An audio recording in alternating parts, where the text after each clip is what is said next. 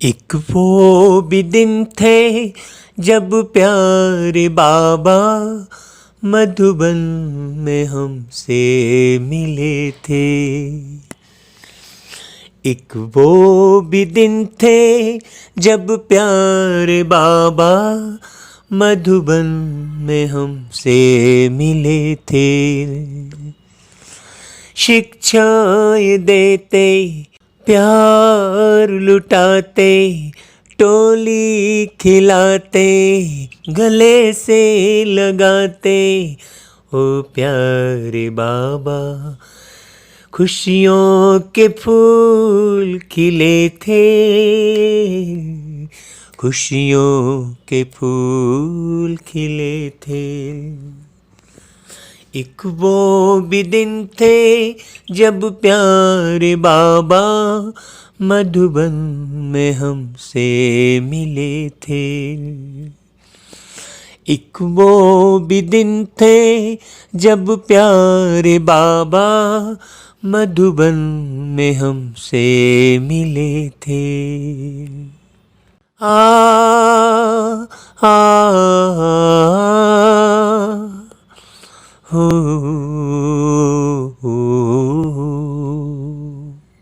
आ आ हो।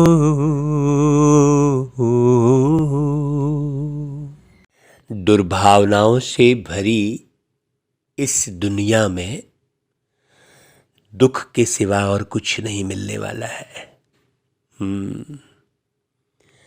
इस दुनिया के किसी भी वातावरण से और किसी के भी व्यवहार से, किसी की भी योग्यता से और किसी के भी वैभव से प्रेम करना अर्थात दुर्गति को प्राप्त होना।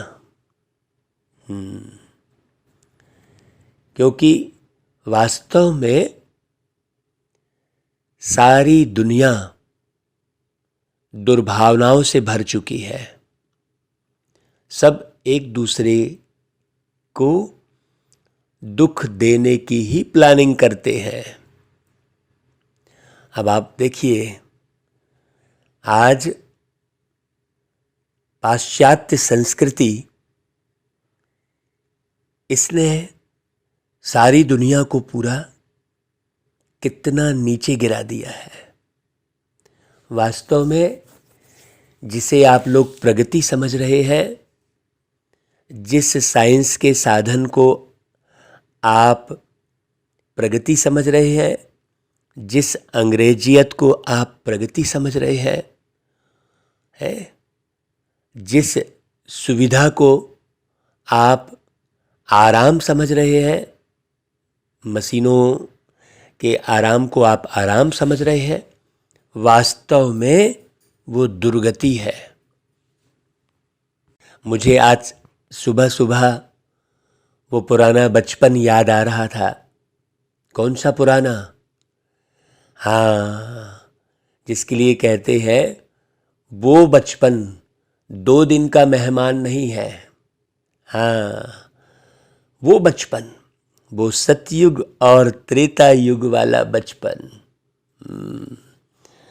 ऐसे बचपन के दिन भुला ना देना करके गीत है ना, और ऐसे बचपन का एक और गीत है, वो खेल वो साथी वो झूले वो दौड़ के कहना आ छूले, हम आज तलक भी ना भूले, हम आज तलक भी ना भूले, वो प्यार सुहाना बचपन का। तो वो सुहाना बचपन कौन सा था? आत्मा का बचपन, वो है सतयुग। क्योंकि वास्तव में यदि बेहद की बात सोची जाए तो आत्मा ने बचपन बिताया। हाँ, आत्मा ने किशोर अवस्था बिताई। तो सतयुग है बहुत प्यारा सा सुहाना बचपन, जो थोड़े समय नहीं रहता, लंबे समय तक रहता है। और वो बचपन लाने वाले कौन? हमारे प्यार के सागर परमपिता परमात्मा शिव बाबा, जिनके मुरली का पहला ही शब्द है मीठे बच्चे। रोज मीठे बच्चे कह कह कर बाबा हम सब आत्माओं को उस बचपन की ओर ले चलते हैं जहाँ केवल मोहब्बत ही मोहब्बत रहती है। इसलिए आज बाबा कहते हैं, मीठे बच्चे, एक ईश्वर से सच्ची मोहब्बत रखनी है।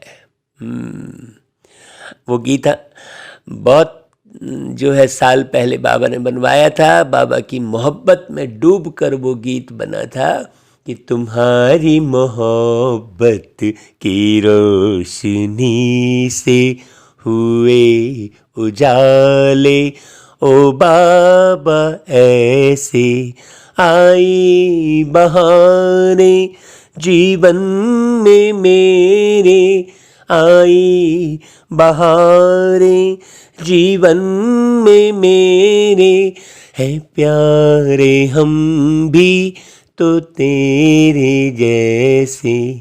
तो जब बाबा से मोहब्बत होती है, ईश्वर से सच्ची मोहब्बत होती है, तो हर एक आत्मा बाप समान प्यार की सागर बन जाती है, मास्टर प्यार की सागर बन जाती है हर एक आत्मा। तो बाबा कहते हैं, देखो इस इंद्र की दरबार में, माने इंद्र की दरबार मतलब बाबा की मुरली जो चलती है वो उसे ही समझ में आती है जिसने अपने इंद्रियों पर जीत हासिल कर ली है। है ना भाई? आप जो घर में बैठे मुरली सुन रहे हैं, उस दरबार में, मतलब जब आप बाबा की याद में हैं, जब आप बाबा के गुणों का चिंतन कर रहे हैं, तो उस दरबार में सपूत बच्चों को ही लाना है, किसी कपूत को नहीं। बहुत अच्छी बात समझना, ऐसा संगठन जहाँ सब इंद्रियों को जीत हासिल किए हुए हैं, वैसे स्थान पर यदि इंद्रियों के वशीभूत जो व्यक्ति है उसे ले आएंगे तो वो दरबार फीकी हो जाएगी ना भाई। निर्माण कैसे होगा? तो बहुत बारीकी बात समझनी है कि सबसे पहले तो स्वयं इंद्रजीत बनना है, इंद्रियों पर जीत हासिल करना है, और लोगों पर भी मेहनत करनी है इंद्रजीत बनाने की, और इंद्रजीत बनाकर बाबा के ज्ञान यज्ञ में लाना है। मना किसी को भी पहले इंद्रजीत बनाने की मेहनत करो और फिर उसे बाबा का ज्ञान सुनाओ, ऐसे डायरेक्ट ज्ञान मत सुनाओ। है ना भाई? डायरेक्ट मत ज्ञान सुनाओ, पहले इंद्रियों को जीत हासिल करने की मेहनत करो। पहले स्वयं इंद्रजीत बनो और लोगों को इंद्रजीत बनाओ। ये बड़ी गहरी बात है। बाबा की 3 लाइनें जो ऊपर में सार की होती है, वो पूरी मुरली होती है उसमें। तो 21 जन्मों की बड़े से बड़े लॉटरी लेने के लिए कौन सा पुरुषार्थ करते चलो? एक पारलौकिक साजन को याद करने और उनकी श्रीमत पर चलने का पूरा पुरुषार्थ करो। भाई, साजन को याद करना मतलब, साजन जो है, साजन को याद कौन करती है? सजनी। सजनी का मतलब क्या होता है? सजे रहना, श्रृंगारित रहना। और बाबा जो साजन है वो तो सदा ही श्रृंगारित है, वो कभी उनके अंदर किसी भी किस्म का विकार कभी रंच मात्र भी टच नहीं करता।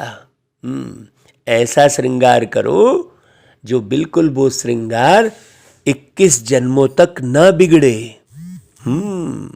है गहरी बात समझने की। तो साजन को याद करना मतलब सजनी बनना। सजनी किसे कहते हैं? जो श्रृंगारित रहती है। तो ये देह के श्रृंगार की बात नहीं है भाई। याद करना मतलब बाबा के गुणों को धारण करना, बाबा जैसे व्यवहार करते हैं वैसा ही व्यवहार बनाना, बाबा का जैसा स्वभाव है, स्वभाव मतलब बाबा के अंदर जो विचार हैं दिल में वैसे ही भाव अपने अंदर रखना, यही बाबा की याद कहलाएगी। ऐसे थोड़ी गीत गा के बाबा को याद कर लिए या गीत सुन के याद कर रहे हैं या किसी एक कमरे में बैठकर बाबा को याद कर रहे हैं, ऐसा नहीं।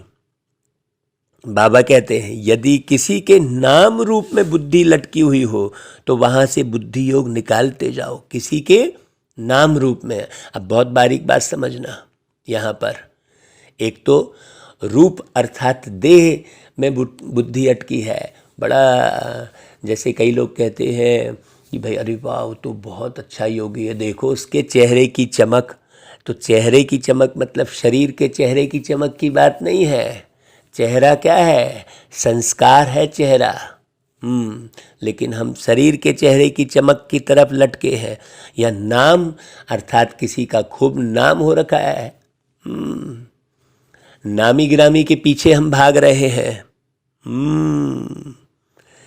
अब भाई किस पुरुषार्थ से कैसा करके उसने नाम किया है। आजकल तो नाम करने के लिए न जाने लोग कुछ भी कर रहे होते हैं, जो वो रहते हैं उसको वैसा प्रेजेंट नहीं करते हैं। हाँ, मतलब जिसके बहुत सारे व्यूवर्स हैं, बहुत सारे लोग जिसको देखने वाले हैं, हम उस पे लटके हैं। नहीं, ऐसा भी नहीं है। बहुत गहरी बात समझना। बहुत बारीक बात है, बाबा कहते हैं ये। तो नाम रूप में बुद्धि लटकी हुई है तो वहाँ से बुद्धि योग निकालते जाओ, नहीं तो बहुत लोग नामी ग्रामी को ही योगी तपस्वी और जो है न जाने क्या क्या समझते हैं, संत ऋषि मुनि ऐसा समझते हैं। और जो बाह्य रूप में बड़ा सुंदर चमड़ी दिखती रहेगी है और साधु के जैसा वेश बनाया रहेगा, उसकी तरफ आकर्षित होते हैं, उसकी तरफ बुद्धि लटकी रहती है, तो वो बहुत घातक है। आज जो है साधु के वेश में आए हुए रावण को सीता नहीं पहचानी, उसकी ही तो पूरी रामायण की है कहानी। सोचने की बात है। तो बाबा कहते हैं देखो, रात में जब फुर्सत मिलती है प्यार से बाप को याद करो। बहुत प्यार से बाप को याद करो। बाबा कितना गुणवान बनाते हो आप हमको। बाबा के गुणों को याद करो, बाबा के कर्तव्य को याद करो, बाबा की मेहनत को याद करो। देखो जितनी मेहनत बाबा कर रहे हैं इस संसार में कभी किसी ने नहीं की होगी। जन्म जन्मांतर आपने उतनी मेहनत नहीं की जितनी मेहनत बाबा इस संगम युग में दिन और रात कर रहे हैं। सोचो, क्या बाबा कभी आपकी तरह नींद लेते होंगे क्या? कभी नहीं। आप देखो आधी रात को बाबा को याद करो तो महसूसता शुरू हो जाती है। रात को 2 बजे उठे तो बाबा को याद किए तो बाबा की महसूसता शुरू हो जाती है। इसका मतलब बाबा सदा ही जग रहे हैं। हम सब यहाँ पर दुनिया में उलझे हुए हैं तो रोज़ सोते हैं और रोज़ उठते हैं।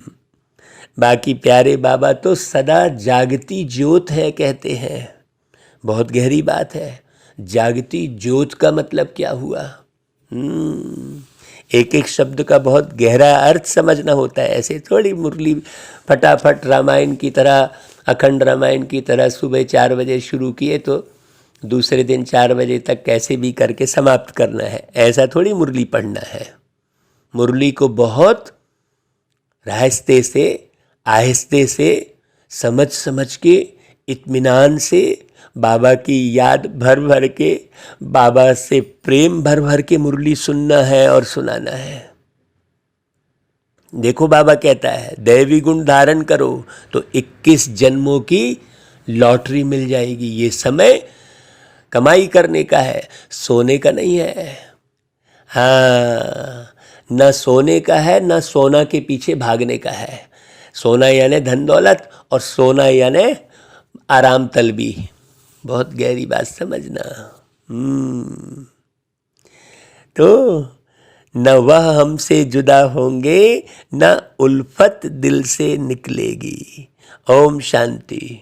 देखो बाबा मुरली की शुरुआत कहाँ से कर रहे हैं। कहते हैं दुख तो यहाँ ही है और बाप आते हैं दुख से छुड़ाने, क्योंकि बच्चों को यह समझाया गया है कि कृष्ण यहाँ नहीं आ सकते इस दुख की दुनिया में।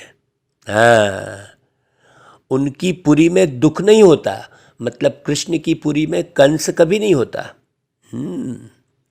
तो कृष्ण की पुरी में कंस कभी नहीं होता जो देवकी के बच्चों को मारे।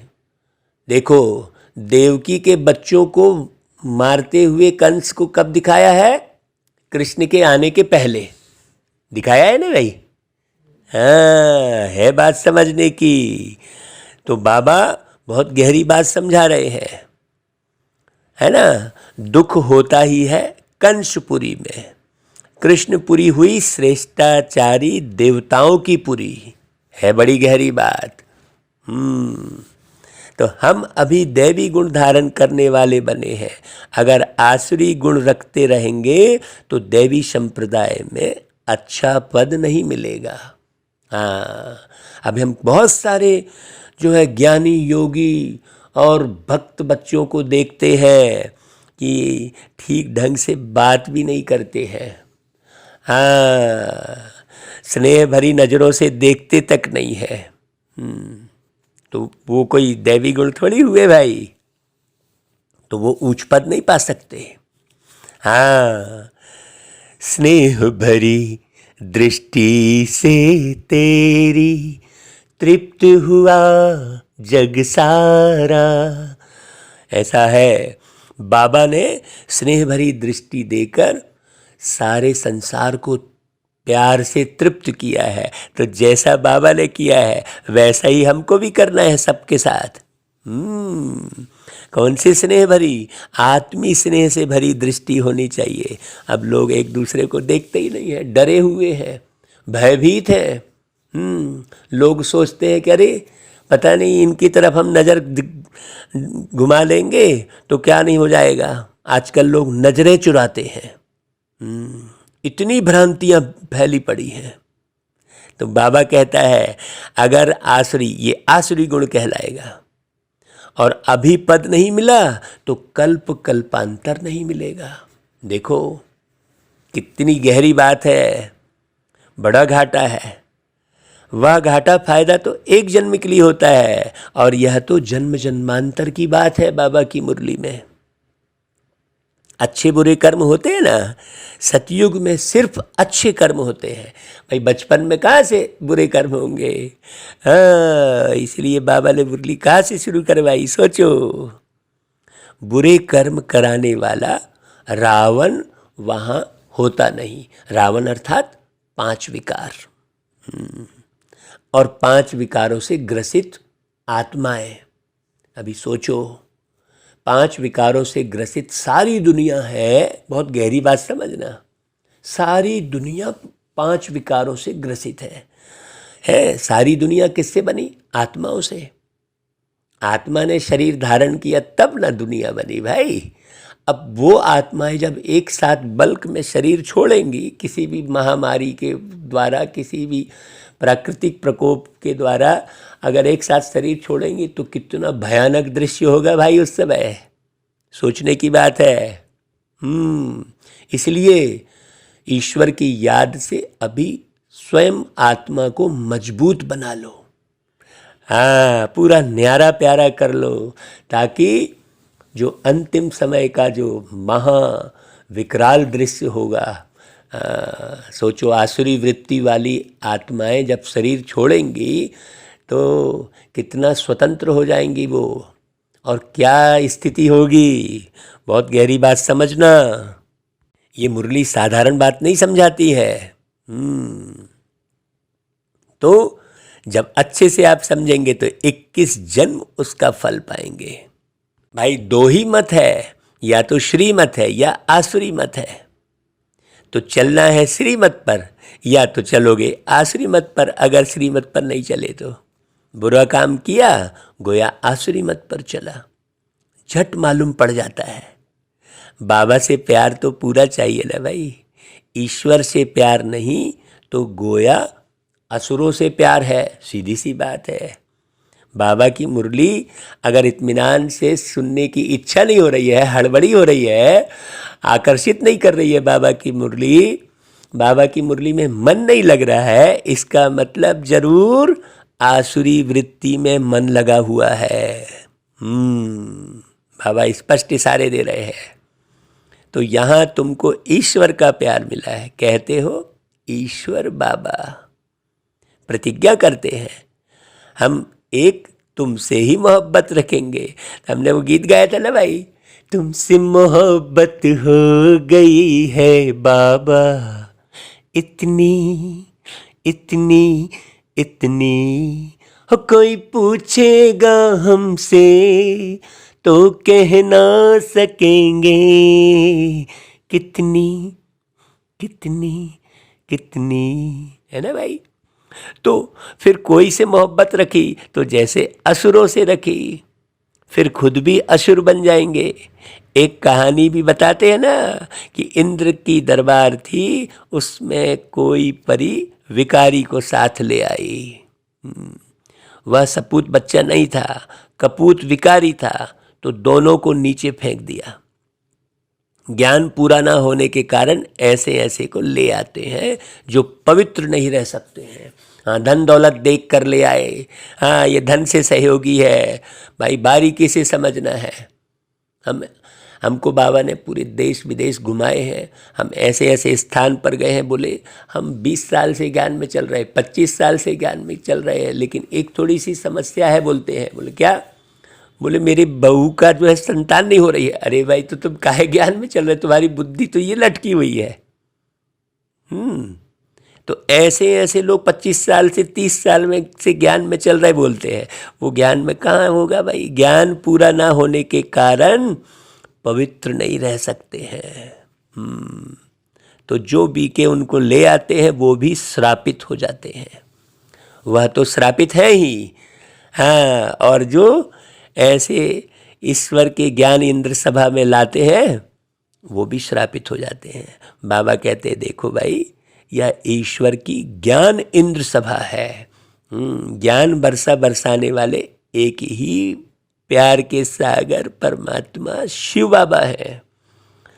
तो यहाँ बहुत समझ कर किसको ले आना चाहिए, नहीं तो ले आने वाले भी श्रापित हो जाते हैं। बाबा कहते हैं तुम रूहानी पंडे हो, तुम ले आते हो सुप्रीम रूह के पास, तो बहुत खबरदारी से ले आना चाहिए। यूँ तो मिलने के लिए बहुत आते हैं, कईयों से फिर मिलना भी पड़ता है, परंतु वह दिन भी आएगा जो कितना भी बड़ा आदमी पवित्र नहीं होगा तो सामने आ न सके। अभी ऐसे करें तो मुश्किल हो जाए, क्योंकि भाई अभी तो स्थापना करनी है, मंजिल बहुत ऊंची है, बहुत गहरी बात है इन सब बातों में। अब हम एक एक को बैठ के अगर डिटेल समझाते बैठे तो भाई हाँ, लोग तो उतने धैर्यवान है ही नहीं जो बहुत गहराई से सुने समझे। मंजिल बहुत ऊंची है, इतने जो भी आश्रम व सत्संग है, कहाँ भी एम ऑब्जेक्ट नहीं है, कुछ भी जानते नहीं कि इनसे हमको लाभ क्या होगा। हाँ, यहाँ तो बड़े अक्षरों में एम ऑब्जेक्ट लिखी जाती है, क्या कि मनुष्य आत्मा से देव आत्मा बनना है। भाई सिख लोग गाते भी है ना भाई, मनुष्य से देवता किए करत न लागी बार। तो देवता कहाँ होते हैं भाई? देवता होते हैं सतयुग में। हाँ, मतलब देवता कौन? जो सच्चाई पर चले, जो अपने सत्य स्वरूप में स्थित रहे। तब वैसा समय आएगा जब सब मिलकर एक जैसा व्यवहार करते हैं तो उसे वो समय कहते हैं। जब सब मिलकर मशीनी युग में जीने लगते हैं तो उसे कलयुग कहने लगते हैं।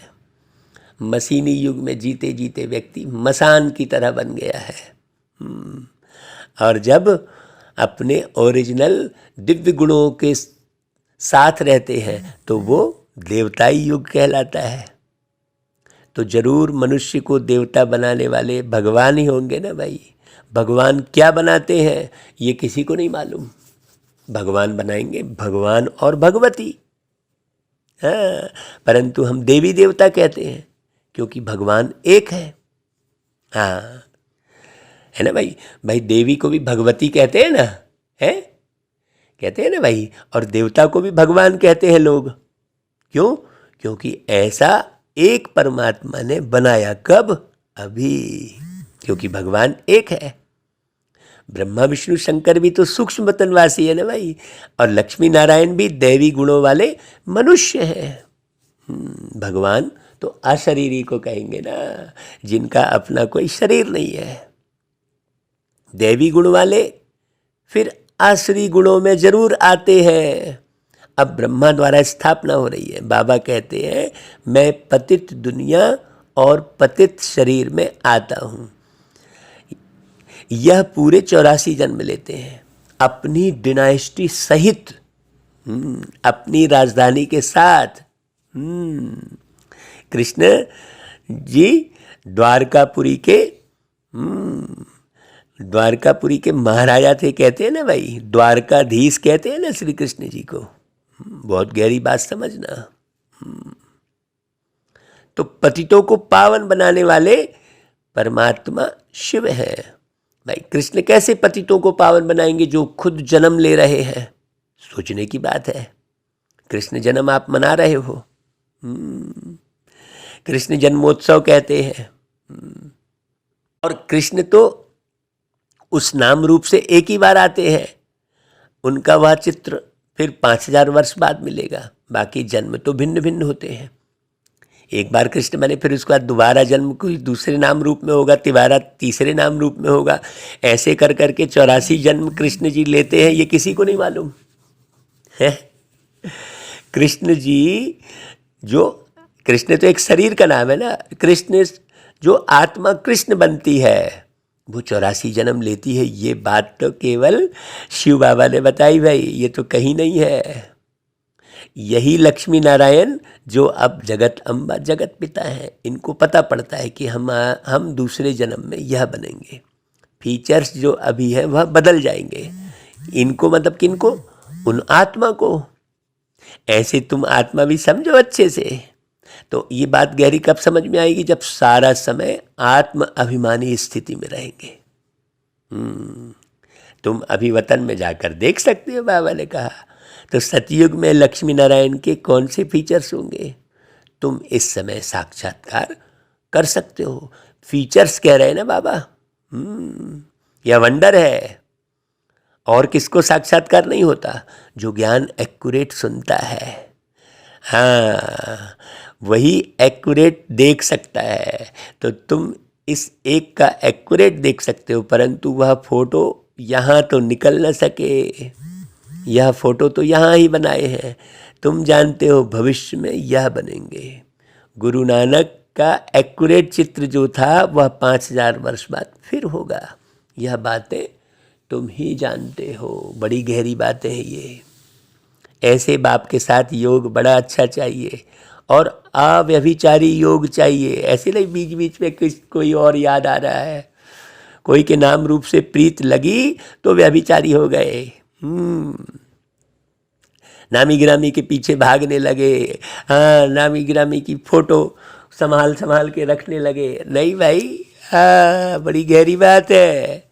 शिव बाबा की भक्ति शुरू होती है तो पहले उनको अव्यभिचारी भक्ति कहा जाता है। शिव को ही पूजते हैं, इसके सिवाय दूसरी पूजा नहीं करते। अभी फिर एक शिव बाबा की ही याद रहनी चाहिए।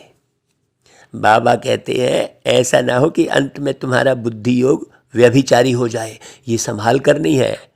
नहीं तो बोले हाँ हम तो सुन रहे हैं, अब इतना डिटेल सुनने की ज़रूरत नहीं है। नहीं भाई, प्रतिदिन मुरली को डिटेल में सुनने की ज़रूरत है। हाँ, 4 पेज की मुरली ऐसे पढ़ो जैसे 400 पेज की हो। बिल्कुल ऐसे सुनो तभी फायदा है। इसमें आप बिल्कुल कोताही मत बरतो भाई। कहाँ भी नाम रूप में फंसे हुए हो तो बुद्धि को निकालते जाओ। और कब निकलेगी? जब बुद्धि पूरे समय बाबा में लगी रहेगी, बाबा के ज्ञान के मनन चिंतन में, बाबा की याद में, बाबा की सेवाओं की युक्तियों में कैसे करके बाबा के बारे में समझा लूँ भाई। ऐसा माया ऐसी है जो कब कहाँ धक्का खिलाएगी। क्योंकि 63 जन्म आदत पड़ी हुई है ना भाई। कभी मित्र संबंधी याद आएंगे, फट से योग लग जाए, यहाँ तो हो नहीं सकता। बाबा कहते हैं देखो, बाबा कहते हैं अभी तो कोई कंप्लीट नहीं बने हैं, तो क्यों किसी में बुद्धि लगाना भाई, केवल बाबा में लगाना। यह बहुत बड़ी 21 जन्मों की लॉटरी है, इसमें पुरुषार्थ बहुत अच्छा चाहिए। माया बड़ी प्रबल है, झट भुला देती है। माया प्रबल मतलब संस्कार प्रबल है, कड़े संस्कार हैं, विषय विकारों में फंसने के संस्कार हैं, हाँ, देह में उलझने के संस्कार हैं बार बार। अगर आप उस संस्कार से मुक्त हो रहे हैं तो उस संस्कार की वशीभूत आत्मा आपको डिस्टर्ब करेगी। यह भी ड्रामा में नून है। इसलिए याद करने का पुरुषार्थ रात में करो। हाँ, रात कौन सी? गहन रात होती है, रात 2 बजे। बाकी तो अब आजकल दुनिया में देर रात तक लोग जगते रहते हैं, टीवी देखते हैं, लेकिन 2 बजे के बाद गहरी नींद आने लगती है लोगों को। उस समय आप उठ जाओ। हम तो यही कहेंगे भाई कि आप 9 साढ़े 9 बजे सो जाओ और 2 बजे उठ जाओ। दिन में तो फुर्सत नहीं मिलती है, रात में पारलौकिक साजन को याद करो। श्रीमत पर चलने से श्रेष्ठ बनेंगे। अब जो श्रेष्ठाचारी कृष्ण है उनको गीता का भगवान कह दिया और श्रेष्ठ बनाने वाले को गुम कर दिया, तो कैसे मालूम पड़े भाई। कृष्ण के गुण और परमपिता परमात्मा के गुण वर्णन जरूर करने चाहिए। दोनों के गुणों में क्या फर्क है, तो सर्वव्यापी की बात उड़ जाए। यह है संगम युग। इनको सुहावना कल्याणकारी युग कहा जाता है।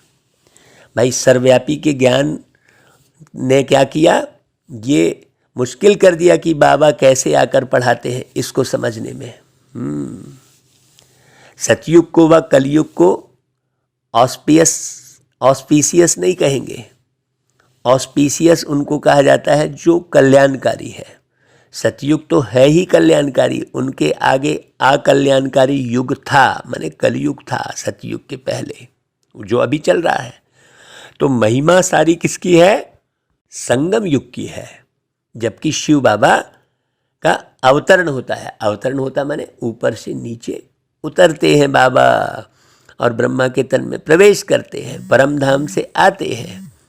परम धाम से आने वाले बाबा तुमको जान गए, कोई पहचाने ना पहचाने हम तो तुमको पहचान गए। परम धाम से आने वाले बाबा तुमको जान गए। तो बाबा के प्यार में डूब कर बाबा की मुरली सुनो। हाँ, तो बाबा कहते हैं मैं कल्प के संगम युग पर आता हूँ। कल्प पूरा होता है फिर नया शुरू होता है। पुराने कल्प में कलयुग और नए कल्प में सतयुग, यह है कल्प का संगम युग। उन्होंने फिर युगे युगे कह दिया है। अच्छा, सतयुग और त्रेता का संगम, त्रेता और द्वापर का संगम, द्वापर और कलयुग का संगम, फिर कलयुग और सतयुग का संगम, तो 4 संगम हो गए। तो अवतार भी फिर 4 ही लिखो ना भाई। फिर 24 अवतार क्यों कहते हैं? सोचने की बात है। ये सब बातें धारण करने की है, बाबा कह रहे हैं। अब इसे विचार सागर मंथन करना भाई। हाँ, बाबा ने बड़ा सहज रीति से लिखवाया है कि परम पिता परमात्मा से आपका क्या संबंध है। परम पिता कहते हैं तो जरूर 2 बाप हुए, एक पिता और दूसरे परम पिता। प्रदर्शनी में सब समझाते बहुत हैं, परंतु इतना कोई समझते नहीं है। एक को भी निश्चय नहीं होता। देखो भल आएंगे, मुरली सुनेंगे, परंतु वह हमारे बाबा हैं, उनसे हमें वर्षा लेना है, श्रीमत पर चलना है, यह बात बुद्धि में नहीं बैठती है। हाँ, हमने देखा भाई सालों से ज्ञान में चल रहे हैं, फिर भी यह बात नहीं बैठती है। हजारों आए, परंतु एक को भी निश्चय नहीं है कि वह हमारे पिता हैं, उनकी मत पर चलना है। पहले तो माँ बाप का मुखड़ा देखना चाहिए, परंतु निश्चय नहीं। माया बड़ी प्रबल है, इस प्रबल माया से छुड़ाने में बड़ी मेहनत लगती है बाबा को। देखो बाबा कैसे बोल रहे हैं, बच्चे बार बार घड़ी घड़ी माया के चंगुल में फंसते हैं। बाप कहते हैं सतगुरु का निंदक ठौर न पाए। अगर बद चलन होगी तो ठौर नहीं पाएंगे। तो बाबा कहते हैं हजारों आए परंतु एक को भी निश्चय नहीं। हाँ, बाप कहते हैं सतगुरु का निंदक ठौर न पाए। भाई यहाँ तो एम ऑब्जेक्ट क्लियर है। आधा कल्प भक्ति मार्ग चलता है, वह है उतरती कला। गाते हैं गुरु का नाम लेने से चढ़ती कला होती है, परंतु गुरु कौन सा, ये भी तो समझ में आना चाहिए भाई। सतगुरु, तुम सतगुरु को जानते हो, और वो कौन है, वो है शिव बाबा निराकार। सत बाबा, सत टीचर, सतगुरु। शिव बाबा को याद करने से चढ़ती कला हो जाती है, 16 कला बन जाते हैं, फिर कला से उतरना है बाद में। शिव बाबा परम धाम चले जाएंगे, सतयुग बन जाएगा और आप धीरे धीरे उतरते चलते हो। फिर मनुष्य कहेंगे हम तो इनसे छूटना चाहते हैं, परंतु भाई छूटना तो होता ही नहीं है। चढ़ती कला, उतरती कला, फिर चढ़ती कला।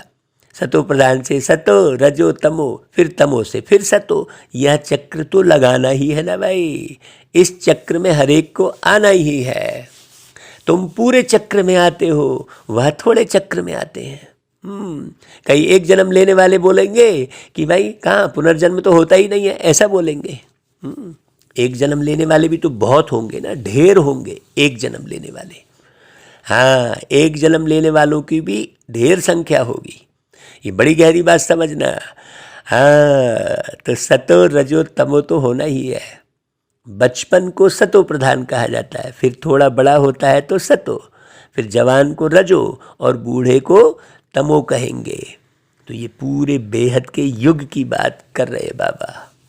हाँ, हरेक के सुख दुख का पार्ट नूंधा हुआ है। तो ये कलयुग है बूढ़ा। हाँ, पूरा तमो, यहाँ दुख ही होगा। जैसे बूढ़ा शरीर में बड़ा दुख मिलता है, बूढ़े शरीर में। यह नाटक बड़ा वंडरफुल है, जिसको कोई भी जानते नहीं। रॉयल घर के बच्चों की चलन बहुत अच्छी होती है। यहाँ तो श्रीमत पर चलना है भाई। सभी एक रस तो चल न सके।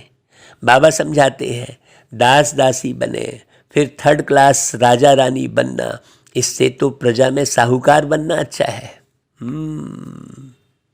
कि नहीं भाई। हाँ, दान पुण्य कर साहूकार बन जाए सतयुग के, दास दासी का नाम तो ना पड़े। बलवा दास दासी बन राजाई में जाते हैं, परंतु उनसे वह सुखी जास्ती है, वह नाम दास दासी नहीं पड़ता। प्रजा में बहुत साहूकार बनेंगे। यहाँ रहकर अगर श्रीमत पर नहीं चले तो दास दासी बन पड़ते हैं। यहाँ रहकर कोई कुकर्म करते हैं तो दासी के भी दासी बन पड़ते हैं। कोई तो अच्छी दासी होती है, कोई रिस्पेक्टलेस होती है। तो पुरुषार्थ बहुत अच्छा करना चाहिए। इसलिए बाबा लिखते हैं बच्चों का सर्टिफिकेट भेज दो। कई हैं जो अपने को मियाँ मिट्ठू समझ बैठ जाते हैं, फिर रिपोर्ट कौन करे जो सावधानी मिले। बाबा का काम है समझाना। एम ऑब्जेक्ट तो पूरा है, जो चाहे पुरुषार्थ कर लो भाई। हाँ, जो चाहे कर लो आप। विजय माला में पिरो कर दिखाओ। 8 की भी माला है, 108 की भी माला है, 16,108 की भी माला है। वाइसलेस वर्ल्ड के राजा रानी थोड़े होते हैं, पीछे बहुत हो जाते हैं। यहाँ भारत के सबसे जास्ती होंगे।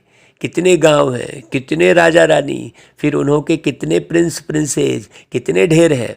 बड़ी लिस्ट निकालते हैं। बाबा पूरे सतयुग की बात कर रहे हैं। महाराजा, राजा, फिर उनके कुटुंब वाले डायरेक्टरी में मुख्य नाम डालते हैं। वहाँ तो एक एक बच्चा होता है, बड़ा लंबा चौड़ा हिसाब है। फिर भी बाप कहते हैं बेहद के बाप को याद करो जिससे वर्षा पाना है। उस हिसाब से कोई फायदा नहीं है वास्तव में। गृहस्थ व्यवहार में भी रहना है। यह है पवित्र प्रवृत्ति मार्ग। कोई मनुष्य ईश्वर को न जानने के कारण स्वयं को ही ईश्वर समझ बैठे हैं। जन्म मरण में आते रहते हैं, अकाले मृत्यु भी होती रहती है, और फिर ईश्वर भी कहलाते रहते हैं। बताओ भला, है? तुम जानते हो देवताएं कभी अकाले नहीं मरते हैं। जब टाइम पूरा होता है तब साक्षात्कार होता है। भाई अब पुराना शरीर छोड़ नया लेना है। यह बहुत समझने की बातें हैं। अब बताओ क्या समझे भाई, इसमें पूरा डिटेल क्या समझे? एक लाइन भी कोई बता दे भाई। हाँ बताओ, यूट्यूब पर सुनने वाले जो है कमेंट्स करके लिख दो भाई। क्या समझे? इसे फिर रिपीट सुनना और सुन के फिर समझना और फिर भाई बताना अच्छे से। है कि नहीं? बाबा कह रहा है ये सब समझने की बातें हैं, तो इसमें क्या समझना है? बस एक बाबा को ही याद करना है और कोई के नाम रूप में धक्के नहीं खाने हैं, नहीं तो गिर पड़ेंगे। बाबा को तो अनेक प्रकार से उठाना पड़ता है। इसमें तो शिव बाबा की पधरामणि है, इनसे रीस नहीं करनी है। माया तूफान बहुत लाती है। हनुमान मिसल पक्का बनना है, जो माया रावण हिला न सके। आदि देव को महावीर हनुमान भी कहते हैं, नाम रख दिए हैं। बच्चों में कोई महारथी भी है भाई, बात प्रैक्टिकल में यहाँ की है। जिसको ज्ञान की मालिश नहीं होती वह कैसे मुरझाए हुए दिखाई देते हैं। ज्ञान की मालिश से लक्ष्मी नारायण को देखो कितने रमणीक है। देखो बाबा ने आज ज्ञान की मालिश शब्द कहा है, बहुत गहरी बात है भाई। एक एक बात बाबा की रुक रुक के सुनने और समझने की है। अच्छा भाई, मीठे मीठे सिकिलदे बच्चों प्रति माता पिता बाप दादा का याद प्यार और गुड मॉर्निंग। रूहानी बाप की रूहानी बच्चों को नमस्ते, और हम रूहानी बच्चों की रूहानी माता पिता बाप दादा को याद प्यार गुड मॉर्निंग और नमस्ते। अच्छा भाई, धारणा के लिए मुख्य सार देखो, अपनी एम ऑब्जेक्ट को सामने रख ऊंच पद पाने का पुरुषार्थ करना है। हाँ, चलन बहुत रॉयल रखनी है और श्रीमत पर चलते रहना है। दूसरी पॉइंट, किसी भी देहधारी के नाम रूप को याद नहीं करना है। हाँ, एक बाप की अव्यभिचारी याद में रहने का पूरा पूरा पुरुषार्थ करना है भाई। अच्छा भाई, फिर वरदान, अपनी शक्तिशाली मनसा शक्ति व शुभ भावना द्वारा बेहद सेवा करने वाले विश्व परिवर्तक भव। विश्व परिवर्तन के लिए सूक्ष्म शक्तिशाली स्थिति वाली आत्माएं चाहिए। हाँ, जो अपनी वृत्ति द्वारा श्रेष्ठ संकल्प द्वारा अनेक आत्माओं को परिवर्तन कर सके। ऐसे बाहर सेवा करने वाले तो ठीक है, कोई बात नहीं, लेकिन सूक्ष्म सेवा करने वाले चाहिए, जिनकी मनसा शक्ति बहुत शक्तिशाली हो और शुभ भावनाओं से भरे हो। ऐसा नहीं बाहर मीठा मीठा बोल रहे, अंदर भावना बिल्कुल दूसरी रखे हैं, बिल्कुल नहीं। हाँ, बेहद की सेवा शक्तिशाली मनसा शक्ति द्वारा शुभ भावना और शुभ कामना द्वारा ही होती है। बेहद की सेवा तो सिर्फ स्वयं के प्रति भावुक नहीं, लेकिन औरों को भी शुभ भावना शुभ कामना द्वारा परिवर्तित करो। बेहद की सेवा व विश्व प्रति सेवा बैलेंस वाली आत्माएं ही कर सकती हैं। हाँ, तो भावना और ज्ञान, स्नेह और योग के बैलेंस द्वारा विश्व परिवर्तक बनो। हाँ, है भाई गहरी बात। ये एक वरदान ही पूरा, मैं कहता हूँ कि ये वरदान सारे दिन में प्रति मिनट पढ़ते चलें, बार बार सुने और रियलाइज करें। ये वरदान आज का जो है, वैसे तो रोज का वरदान वैसा ही करना चाहिए, खूब रियलाइज करना चाहिए। वरदान एक्चुअल में रियलाइज करने का होता है। अच्छा भाई, फिर स्लोगन, बुद्धि रूपी हाथ बाप दादा के हाथ में दे दो तो परीक्षाओं रूपी सागर में हिलेंगे नहीं। तो बाबा का हाथ कौन सा है भाई? है हाँ, बाबा की श्रीमत ही बाबा का हाथ है और बाबा की याद ही बाबा का साथ है ना भाई। तो श्रीमत को बिल्कुल छोड़ो नहीं, बाबा का हाथ नहीं छोड़ना मतलब श्रीमत को नहीं छोड़ना। श्रीमत कहाँ से मिलती है? मुरली से। इसलिए सारे दिन में मुरली 12 बार सुनना भाई। आप डाउनलोड करके सुन लो। अगर भाई बार बार सुनने में आपका जो है नेट जो है ख़त्म होता है तो आप डाउनलोड करके सुनो, है कि नहीं भाई? एक बार डाउनलोड कर लो, सारा दिन उस ऑडियो को सुनते रहो, कान में लगा कर कर्म करते रहो और सुनते रहो अच्छे से और अपनी ओर निहारते रहो बार बार। अच्छा भाई, ये तो पूरा जनवरी मास बाबा का अब जो है बीतने जा रहा है भाई।